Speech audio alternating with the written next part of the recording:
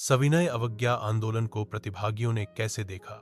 गांवों में संपन्न कृषक समुदाय जैसे गुजरात के पटेल पटीदार और उत्तर प्रदेश के जाट इस आंदोलन में सक्रिय थे। ये व्यापारी फसलों के उत्पादक थे और व्यापार में आई मंदी तथा गिरते दामों से बुरी तरह प्रभावित हुए थे। नकदी आमदनी खत्म हो जाने के कारण उनके लिए सरकार की लगान मांग पूरी करना असंभव हो गया। सरकार द्वारा लगान की दर कम करने से इनकार ने व्यापक असंतोष पैदा किया। इसलिए उन्होंने अपने समुदाय को संगठित किया और सविनय अवज्ञा आंदोलन में सक्रिय रूप से भाग लिया।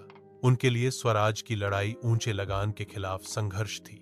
किसानों ने एकजुट होकर लगान के खिलाफ संघर्ष किया, जिससे सविनय अवज्ञा आंदोलन को समर्थन मिला। यह संघर्ष किसानों के अधिकारों और आर्थिक न्याय के लिए एक महत्वपूर्ण कदम था। गरीब किसान वो थे जो जमींदारों से जमीन किराए पर लेकर खेती करते थे।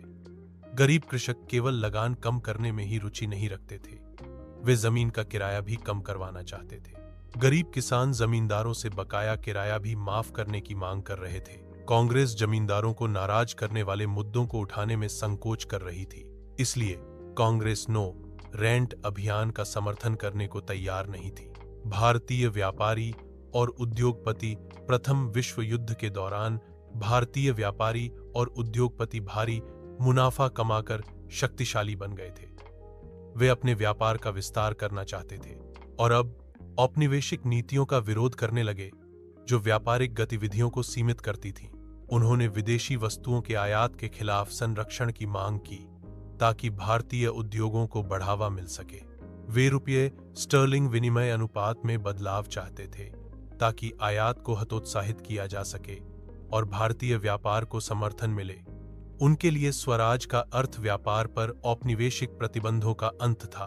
उद्योगपतियों ने भारतीय अर्थव्यवस्था पर औपनिवेशिक नियंत्रण की आलोचना की और असहयोग आंदोलन का समर्थन किया।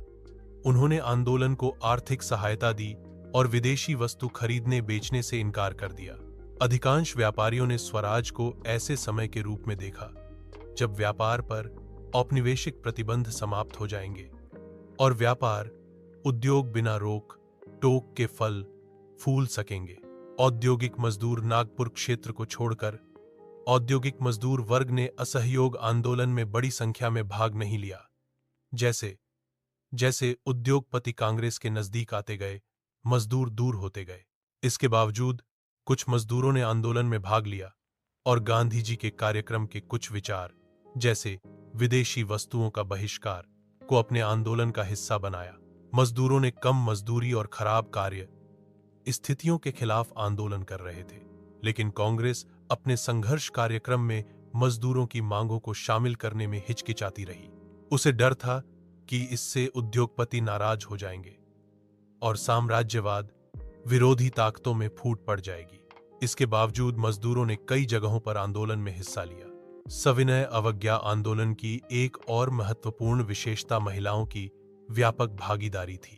गांधी जी के नमक सत्याग्रह के दौरान हजारों महिलाएं घरों से निकलकर उन्हें सुनने आईं। उन्होंने विरोध प्रदर्शनों में भाग लिया, नमक बनाया, विदेशी कपड़े और शराब की दुकानों पर धरना दिया। अनेक महिलाएं जेल भी गई। कांग्रेस ने महिलाओं की सक्रिय भागीदारी के बावजूद उन्हें संगठन में उच्च पदों पर नियुक्त करने से हिचकिचाती रही।